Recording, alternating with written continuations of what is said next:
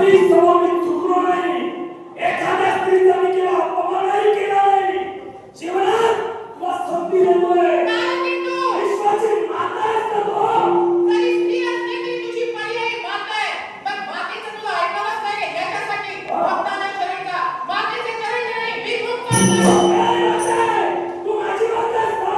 या विश्वाची माता आहेस. अर्थातच. मला सांग, हिच्यासोबत मला लग्न करायचंय.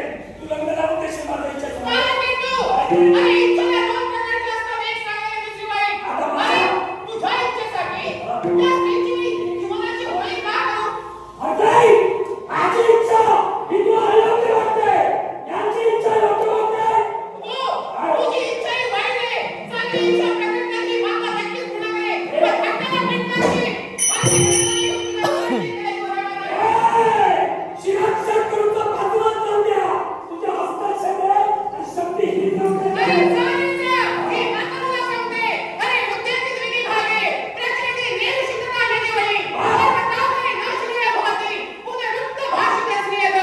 एक मे सूर्य पश्चिमेला उगमे. मेरू पर्वत उदगे. अग्नी थंड होई. पर्वत शुक्रीवरती कमल पुष्प उगवे. पण तुझी इच्छा करा मी पुन्हा होऊ दे.